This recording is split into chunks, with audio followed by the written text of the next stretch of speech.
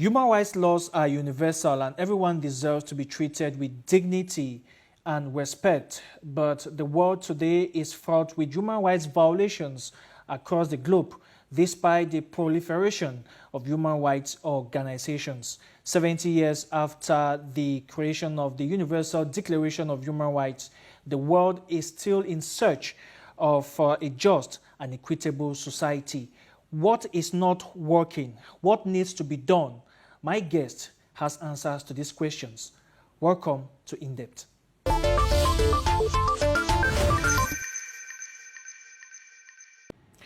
My guest is the world chairman of the International Human Rights Commission, the first Muslim and Asian elected by its members to the body. He has been at the helm of that organization since 1996. He also heads other bodies fighting for a just and peaceful world and promoting the cause of human rights. Join me to welcome the world ambassador, the world chair and ambassador at large, Dr.Muhammad Shahid Amin Khan. Dr. Khan, it's a pleasure having you live from Islamabad in Pakistan. Thank you very much for joining us on the program In Depth. It's my pleasure. It's my honor and privilege to join today in your program from Islamabad all the way to Cameroon. Thank you very much, sir. The pleasure is shared. You have been at the helm of the International Human Rights Commission since 1996. Can we say that your job has been getting more challenging with the increasing rates of human rights abuses globally? Well, the human rights always challenging across the world from its beginning. Today, the world is making and reshaping itself. And this is why it will be a more challenging, because as you know, the African region, it's transforming in the other way. Latin America, Asia, Middle East, and as well as the Australasia region. Yeah. Everywhere, the humanity is suffering. Humanity is facing the problems which are beyond the hands of the international community to address or redress. Of course, it's a challenging thing, not for only me, for all of my colleagues, those who are working with the other organizations. All right, sir. Since the Declaration of Human Rights about 70 years ago, we have witnessed that human rights abuses have grown in leaps and bounds across the world. What explains this decaying state of affairs? Will it be fair to say that the human rights organizations are not doing the job that they are doing, or are they being hampered by factors beyond their control? You are very much right. 70 years of the Universal Declaration of Human Rights. And between these 70 years, we had made a numerous progress, not only for the protection of human rights, although the mother organization, I mean the United Nations, started for the enforcement of that charter and declaration very late. You can see that on our demands, on our pressure, and the pressure of the international civil society, they created the job of the High Commissioner for Human Rights in 1992. And then gradually it's reshaped into the Human Rights Council.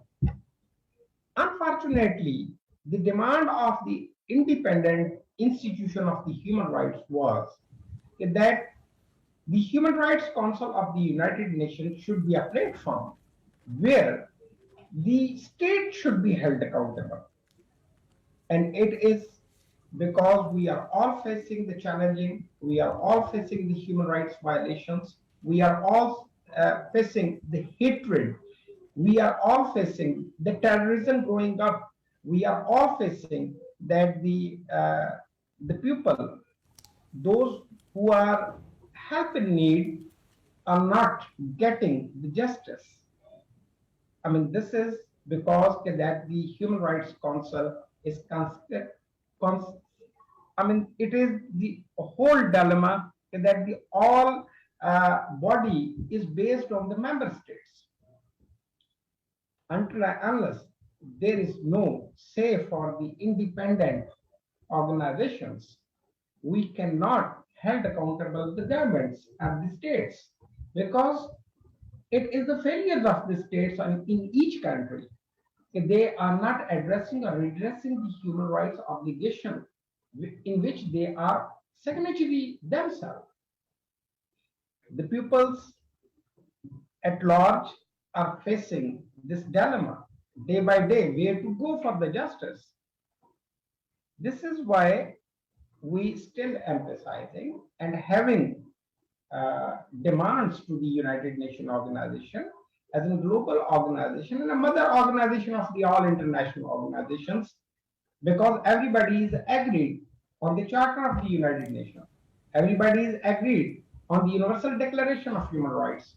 Everybody is agreed on the women empowerment and youth development.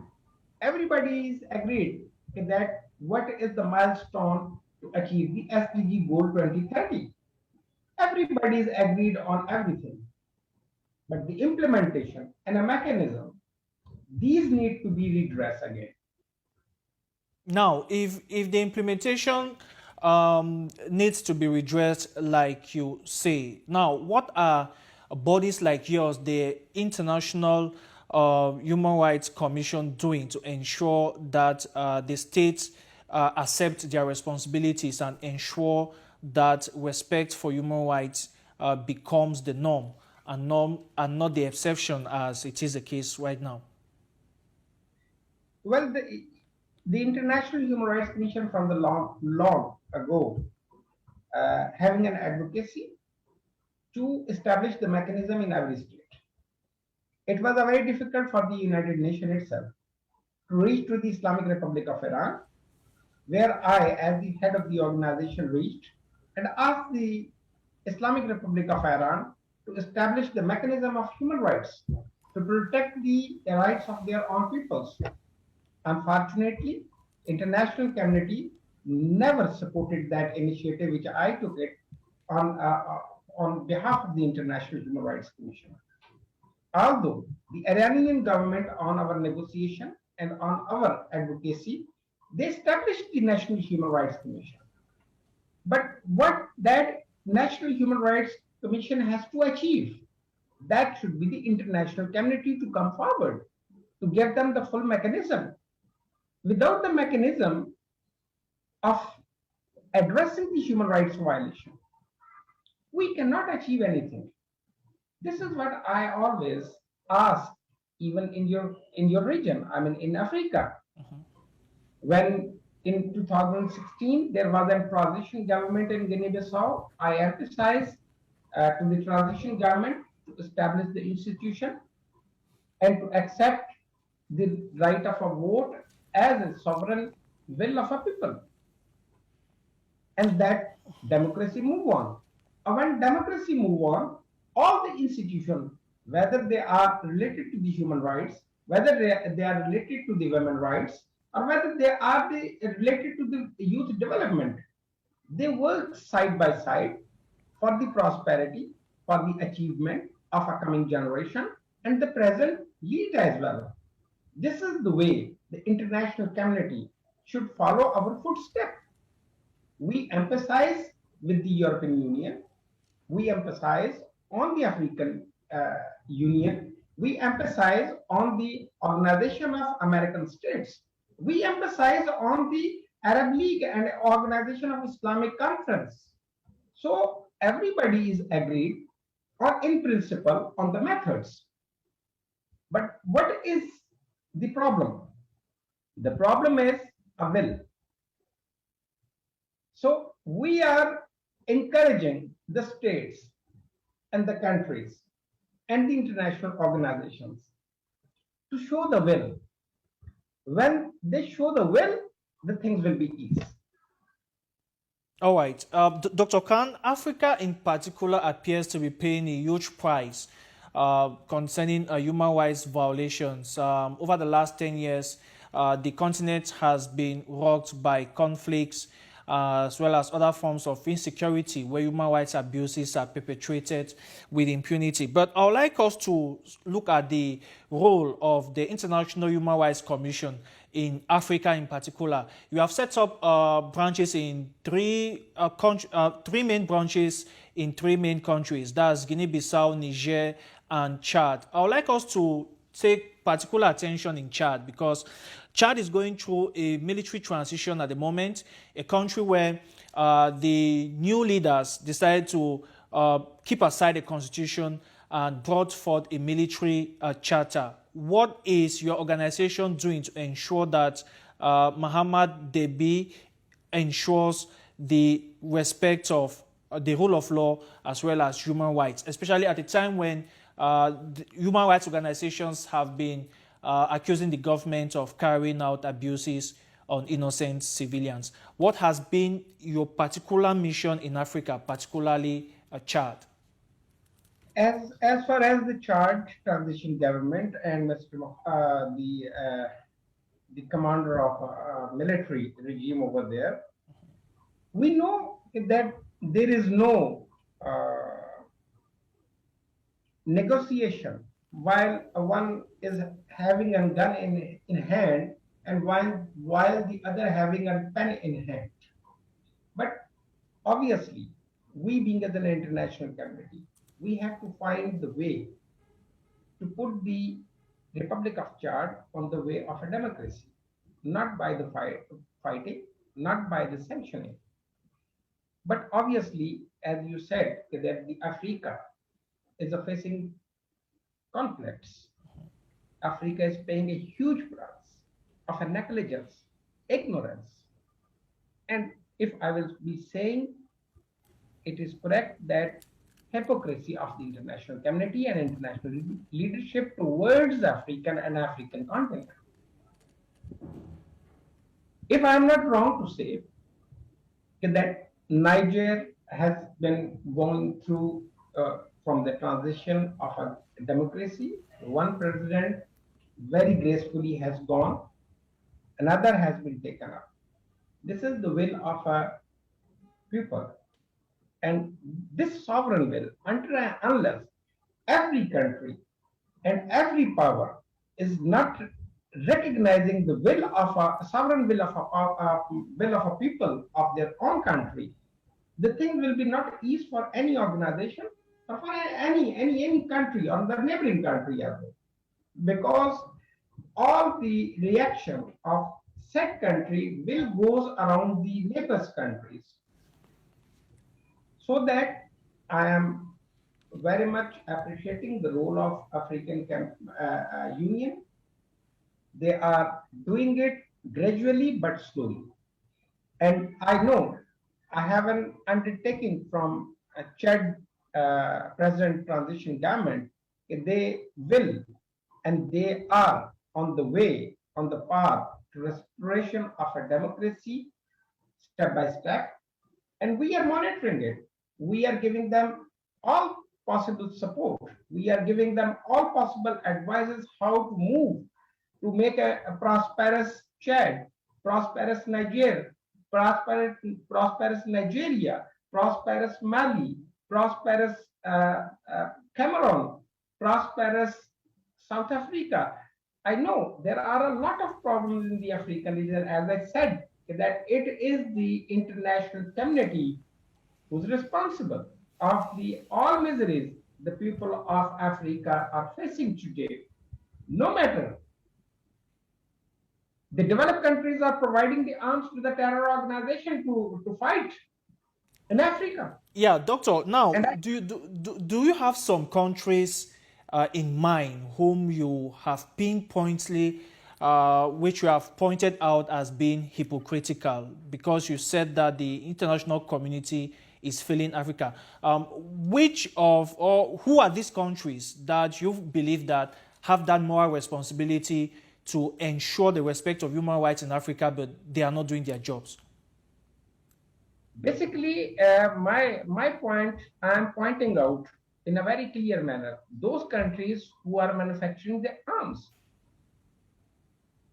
they must stop giving an arm to the terror organizations, to the extremists, and to those governments, those who are brutally suppressing the people will. If they won't stop, the conflict and the things will become easy for the people of Africa. People of Africa are having a resilience, dedication, determination, courage. They have power to change all this scenario from the poor Africa to the developed Africa, from the Africa in conflict to the Africa in prosperity. They have all the diverse powers, but it is the responsibility of the all those international community members. As far as today, I come to know that there are weapons has been caught by in some area of African continent that is manufactured by the Serbia. How come a one terrorist organization having that kind of a weapon if it is not supplied?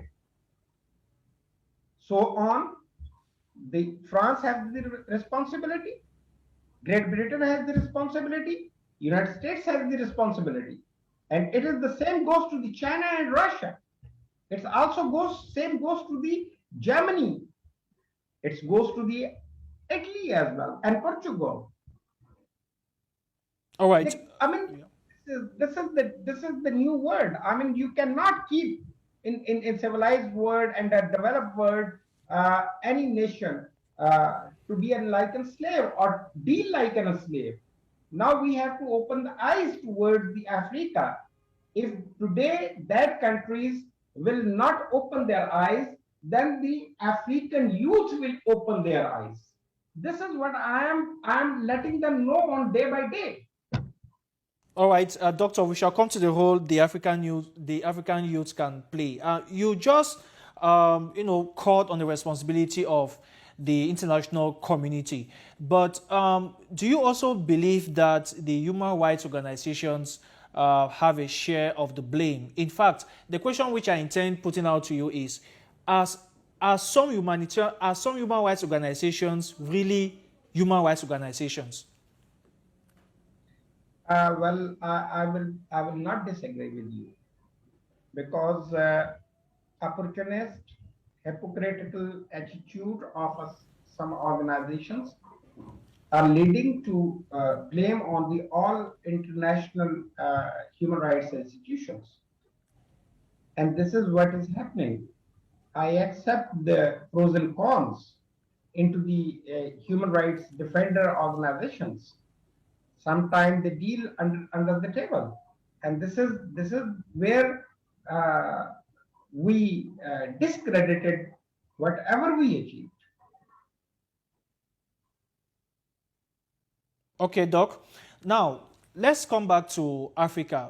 There's one crisis which has been described as one of the most neglected in the world. I'm talking about Cameroon, where I am presently based, the crisis in the northwest and southwest regions of the country. Is your body aware of what is happening in Cameroon? If so, what has it been doing to ensure that the conflicting parties drop their arms and come to the dialogue table? We are very much aware about the situation of Cameroon. And from the last decade, we are making our efforts that to end the conflict and civil war within the country, and to having a democratic institution to be worked, and to the will of our people should be respected. We are working on all the aspects, not only with the government, with the political parties, with the social society, with the student organization, and with the youth. Because, and I had asked the Cameroonian president that we should broaden our minds. We have to work with every every point with the pupils, with the concerned parties, with even those who are not recognizing we are in a way. And I'm letting you know that very soon we will be having a roundtable dialogue on the situation of Cameroon, and we will make sure that all concerned parties to sit together to find out the solution of a conflict, fighting, and also to find out the way and path for the prosperity for the people of Cameroon. There is the only way. It should, I mean, in our negotiation, in our dialogues, I just believe that the future of a Cameroonian peoples are based on a democracy. And democracy based on to respect the will of a sovereign will of a people, that means the vote. And then onward, development will come, human rights will be respected, institution will work. So this is the long period, but we want to make it short, and we are working on it. Now, President Biya of Cameroon has maintained that the secessionists want to break away the country, and he has that constitutional responsibility to keep the country one and indivisible. You said that you have met him. When you spoke to him about the crisis, what exactly did he tell you is stopping the resolution of the crisis? Well, he believe in a talks. Uh, as far as you know that the COVID-19 has stopped us to interacting with one-to-one from the last year. Otherwise, I was scheduled to meet him last year in New York as well. And this year we will see that what will be the situation. But I'm sure that the president has said very clearly that to making a one nation, a one agenda is his priority, Yes. and he want to talk with anyone. He he very much he is a very clear in his mind as he spoken to us that I want to serve my country with dignity, honor, and respect.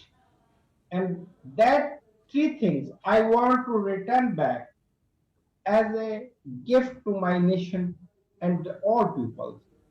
And he wants that the international community should put pressure on the all sides to sit together, to having a dialogues, maintain the sovereignty of the Cameroon and the respect of a constitution.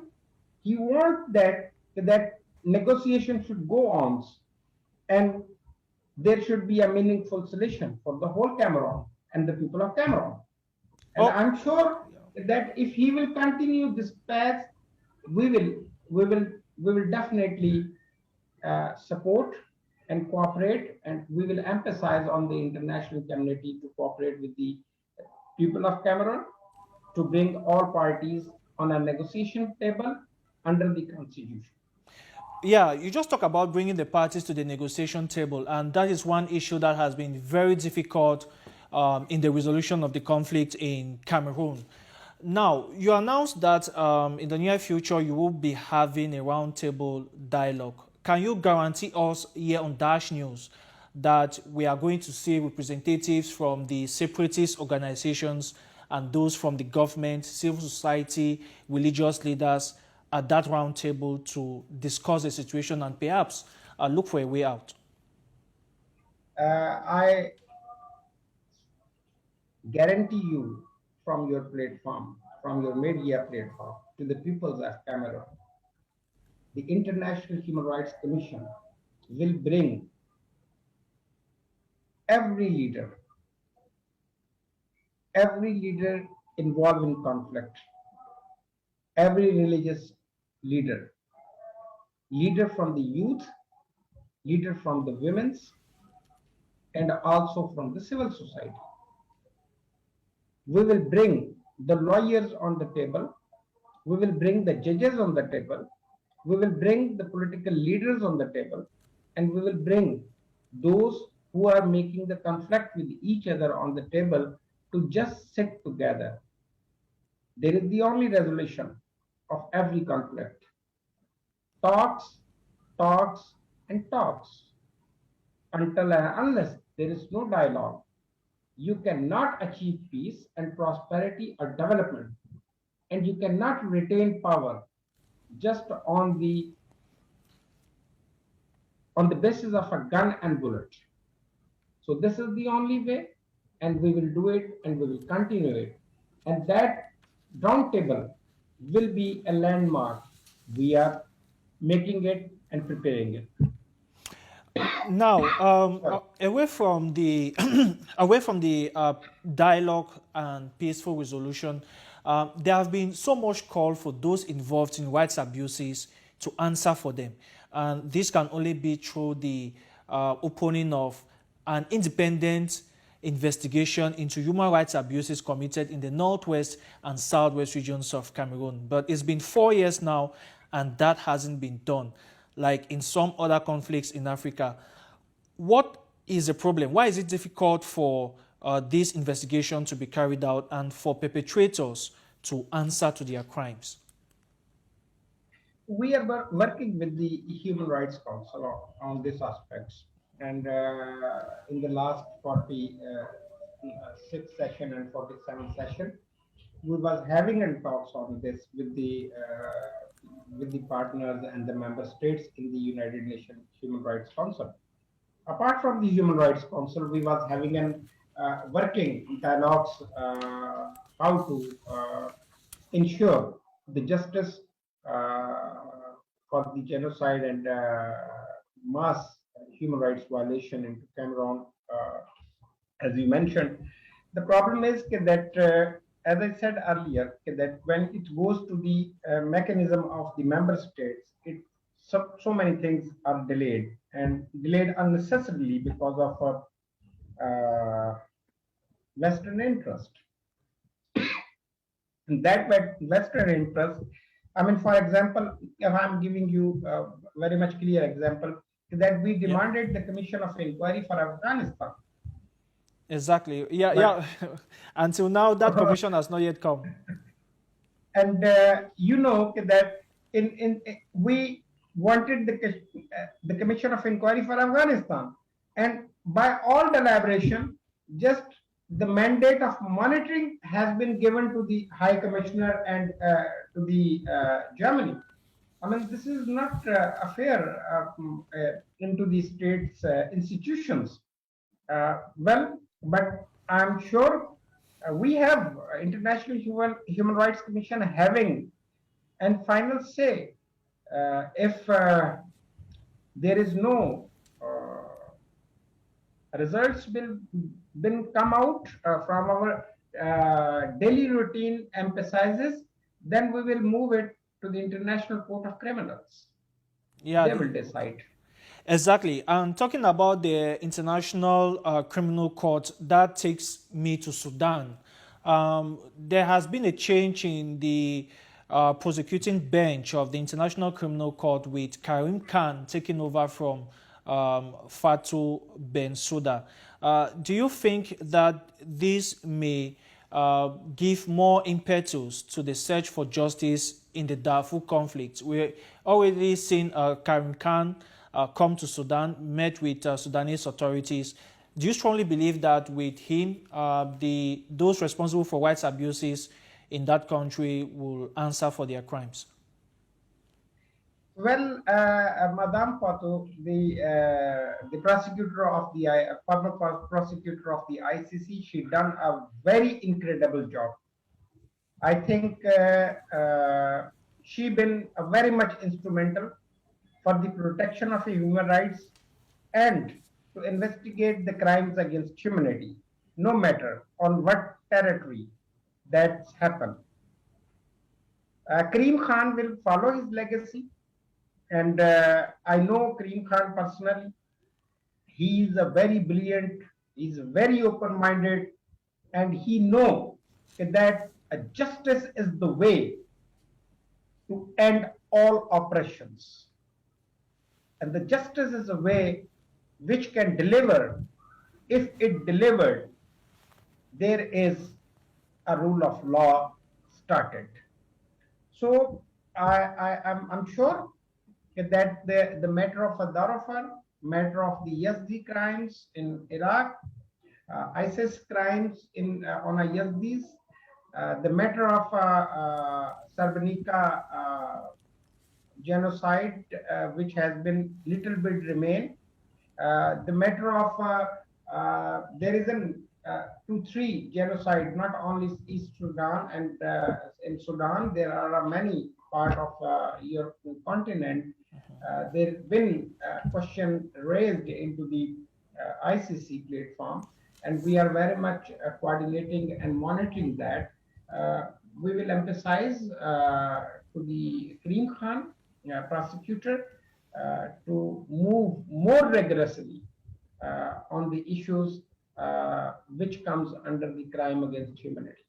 All right, Dr. Khan, we'll now leave Africa. Let's go to where it is boiling at the moment, where the news has been up since last week, and we are talking about Afghanistan, which is very close to Pakistan, where you are at the moment. You have been very bitter about the Taliban takeover, and you described the United States by saying that it is a shame on the United States for allowing the Taliban, and you use words like betrayal and failure by the United States. Why do you have that impression? Well, we have to connect the all memories. It's not only at these 20 years. It's not only the few months back. It's the Afghan peoples are paying a price of a hypocrisy of the international community, especially the United States and the West. From the last 50 years, after the invasion of the Soviet Union in Afghanistan. And this whole region is paying a price of the negligence, betrayals, and there is a history of non-cooperation. There is a history of, achieving their own goals and leaving everyone behind. So my words is very much clear. I have no objection. It is mandatory for the United States to leave any other territory and sovereign territory of any country. It's not a right of any country to invade the sovereignty of any other country according to the Charter of the United Nations. I am fully agreed on it. But the way they are living and how they are living and putting the life under the fear of terrorism for the people of Afghanistan, it is a kind of betrayal. And not only the United States is responsible. All NATO member countries are responsible. And all those non-NATO countries who was in support of that 20 years back operation, war on terror, on the name of a war on terror, now they are leaving the Afghan people in the hand of terrorists.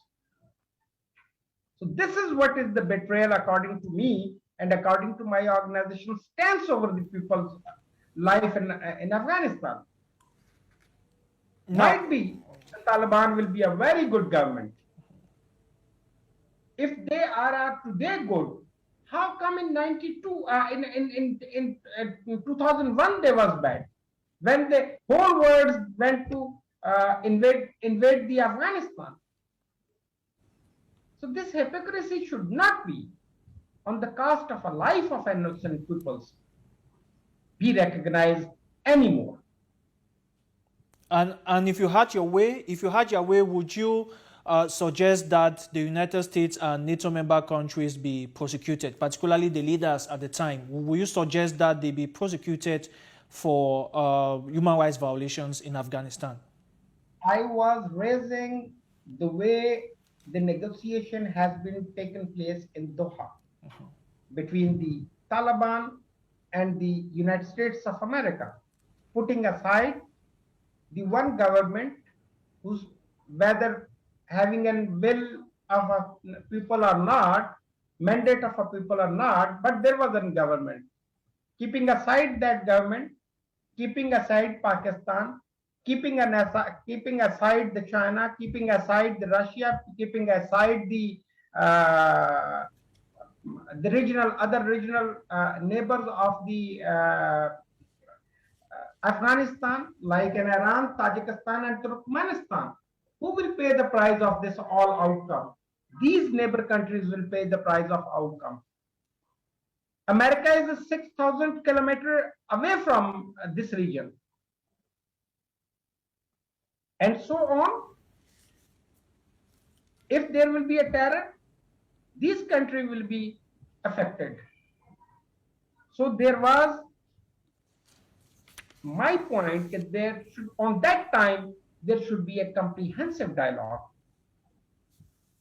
When today we are saying the women empowerment and women rights, why don't we put the aspiration of a women and the youth of Afghanistan on the table of negotiation? Why don't we redress the grievances of a neighboring countries? Even, I mean, this is a ridiculous. It was not a negotiation. It was not a dialogue. It was finding a way of escape. This is what the United States has done it. And even the European countries are raising that why they didn't consult, the United States consult with them. The decision to withdraw is non-objectable, but the way of withdrawal is an objectable. That is the betrayal with the people of Afghanistan. All right. And that price, I'm very much sure, because the history will repeat itself. That price will be paid by the whole mankind. It's not the people of Afghanistan. The region will be destabilized if something happens, if something not goes according to their own wishes. So the people of the region will pay the price, which I am not ready to accept. All right. You have also mentioned that the International Human Rights Commission will will continue efforts to protect the rights of women and mobilize the international community to push the Taliban to respect the rights of women and young girls. With the way the Taliban have begun their rule in Afghanistan, do you really believe that it's going to be an easy task pushing them to accept, let's say, values which they think that are not necessary for them? Is it easy trying to get the Taliban to understand? It's not easy. It's not easy. And I might say that it is impossible. It's impossible. Because it's the same. If President Buhari will ask the Boko Haram, come and respect the Nigerian girls as in human. It's very difficult. It's a very challenging job. But we are emphasizing, because we have to emphasize without any hypocrisy and without any give and take. We have to ensure the future of our future generations. We cannot leave that legacy behind, that the future generation will come on our graves and put their shoes on our graveyards because of our ignorance, our negligence, and our crimes. Might be today Joe Biden is not understanding, but tomorrow When outcome will come, then we will be having a no other option to invent once again Afghanistan. This is what is I am saying, which will be a more critical situation than the planned withdrawal. This is what is the America has done it after the downfall of Soviet Union, and they're doing on the same method today. All right, you mentioned moments ago that the Taliban takeover could be potentially dangerous for the entire region. I would like to talk about your country, Pakistan. Pakistan has been cited for the wrong reasons that some time ago they gave enormous support to the Taliban, and which might have contributed to their resurgence in Afghanistan. Now, for the how are Pakistanis taking the Taliban takeover? Do they have the same concerns like you? Well, the majority of the people of Pakistan, as you know, they are very moderate peoples. They know their values, they know their culture, they know that they are a Muslim in majority, and they know they have the minorities living in my country. And we respect every religion. We know what's a mean of freedoms. We know how to respect the human rights and protect the human rights for ourselves, for our minorities, and for our peoples. The question is that the Pakistan was in support of insurgency in Afghanistan. Let me tell you, that was a policy which has been started by the United States of America and the West. They pushed Pakistan to fight against the Soviet Union. They created the jihadis. They given them the weapons. Pakistan was not a so rich country to provide that weapons and equipments and to the money to fight against the Soviet forces. It was the West. So why don't we forget that? Accusing Pakistan, no matter, everybody can accuse anyone. I'm not defending Pakistan because as a chairman of the International Human Rights Commission, it's not my obligation to defend Pakistan. But it is my responsibility, being as a national of Pakistan, to defend Pakistan. While the peoples are putting a finger on the Pakistan part, why they don't forget, always they forget their own contribution to in it. And this is what the hypocrisy, the hypocrisy is inserted into the international politics. I'm very much convinced, do your politics, protect the interest of your country, but don't betray the humanity. This is what it's. I always ask to the government of Pakistan as well. All right. Dr. Khan, now, looking at the situation in Afghanistan, what will you recommend the United Nations to do? Already, Antonio Guterres, the Secretary General, has called for a global response to save the country. If you were to advise the Secretary General, what will you tell him to do at this critical point in time? I advise many times to the Secretary General, whether that is a matter of the conflict in Gaza, whether it the matter of Afghanistan, whether that is a matter of Iraq, Yemen, Libya, or whether that is a matter between the terrorism going in African countries. I advise so many times, but unfortunately, if you people will read the Charter of the United Nations, Secretary General having no power, no decision-making authority to do anything. Everything is lying in the hand of the United Nations Security Council. and even the UN General Assembly is a rubber stamp.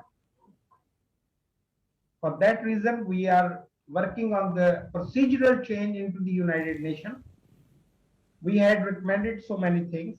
Until and unless that body, and especially the Secretary General Office, is not empowered to intervene into any conflict, making statements and condemning the incidents or asking the world community to do this will not resolve the issues.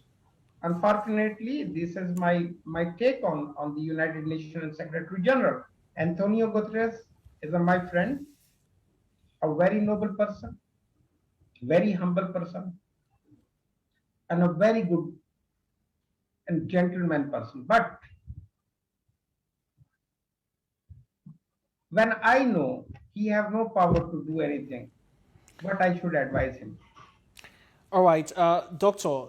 Now, moving on from Afghanistan, let's talk about your personal life and work life. You come from Pakistan in Asia, which also has its own forms of challenges. Do you feel the pressure, trying to resolve the challenges in your region, considering that you are the first Muslim and Asian elected into the International Human Rights Commission? Do you feel that pressure sometimes? Well, when being sitting on a top seat of any organization, you always face the challenges. You always face the threats. You always face the uh, pressures. But whenever I decide to stand, I just ask first myself what you are going to do and how you are going to tackle or how you are going to ease the pressure on your head. Are you able to do? And when my inner respond me yes, I do, because I want to stand on the right side of the history, not on the wrong side of the history. So I take no pressure. Of course, we face the challenges because whenever you are negotiating anything, it's not easy. But at the end of the day, gun never win. Have you? Diplomacy Yeah. and talks and dialogues win. Now, have you had some pressure from some countries over what you do, over speaking boldly about the injustice which they commit? Have you had some countries, coming like with threats and pressures on I you to think stop I what you're think doing? I think I think you want to get a name of a countries, but I No, don't want to not say really, not that. really. Obviously, as I said earlier, that there is a pressures, not only pressures, challenges of a work is a something else. The pressures is a something else. Even we got the threats for ourselves and for our families even. But it is ultimately there is a one life. I mean, there is only one life. Either I have to spend that life with the grace, with dignity, and with honor, or otherwise, the shameful life anyone can spend easily. Okay, I would like us to wrap up this last segment of the program with the fight against COVID-19. The world has been shaped now with the spread of the COVID-19 pandemic.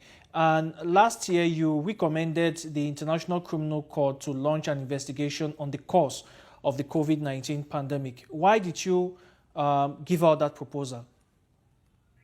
Because I think that the World Health Organization, my very respected fellow Dr. Tedros, is a very excellent uh, leader to lead the WHO.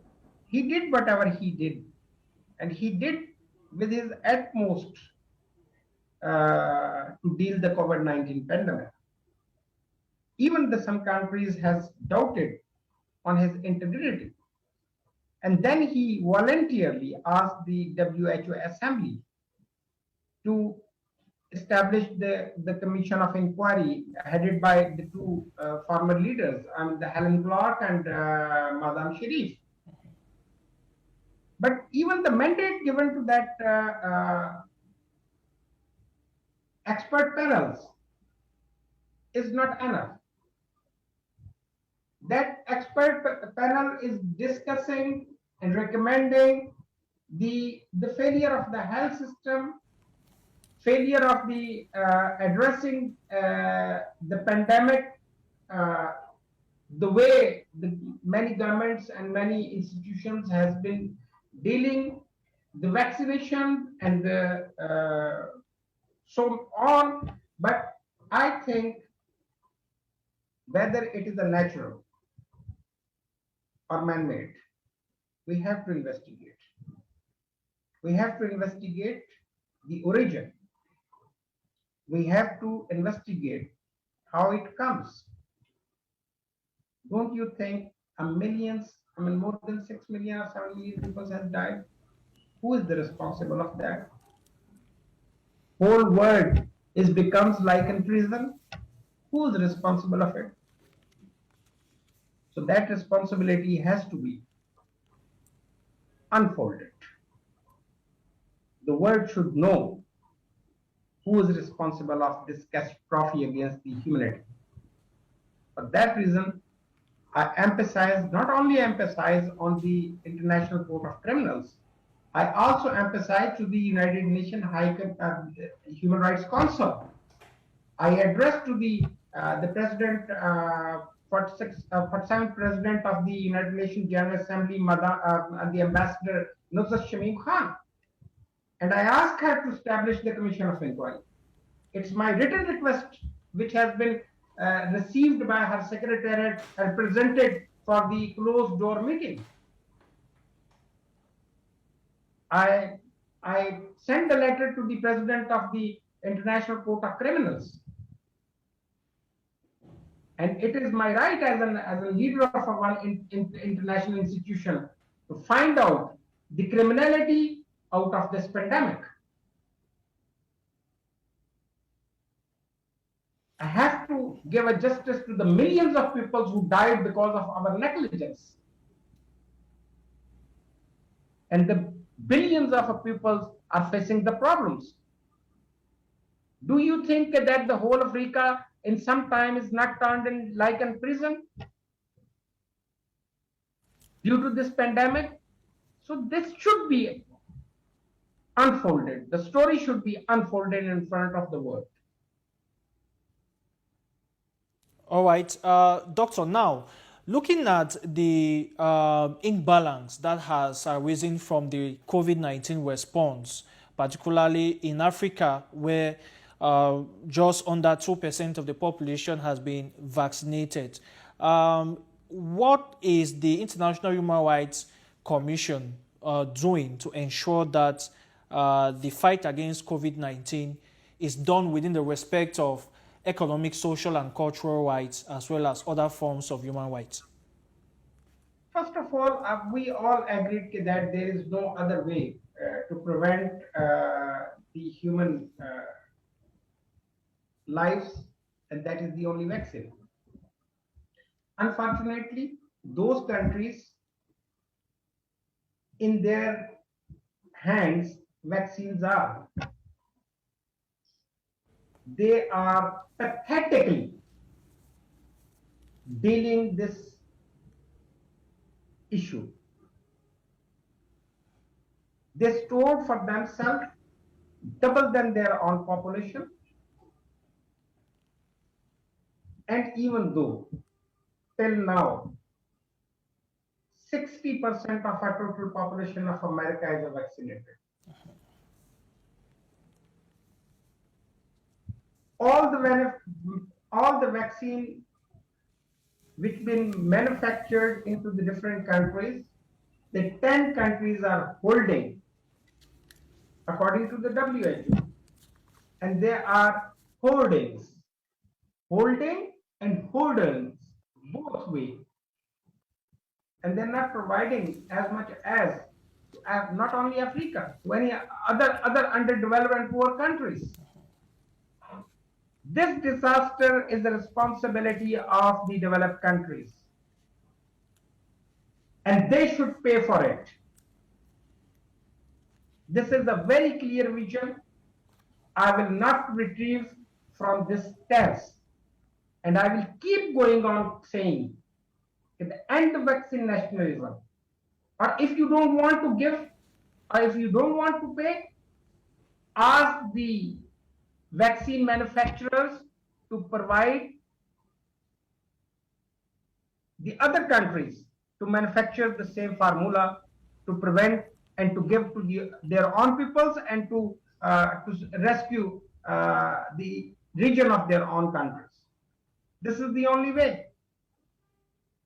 I mean, Pfizer has get the contribution to manufacture this vaccine. That was a public fund, which has been paid by the American taxpayers. Russian Sputnik, that was the public money of Russian peoples. AstraZeneca, the Germans, that is a public funds of the Germany. Johnson & Johnson, a public funds of the people of Britain.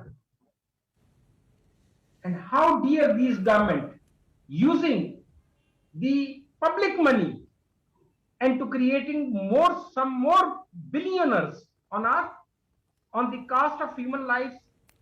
That is unacceptable for us.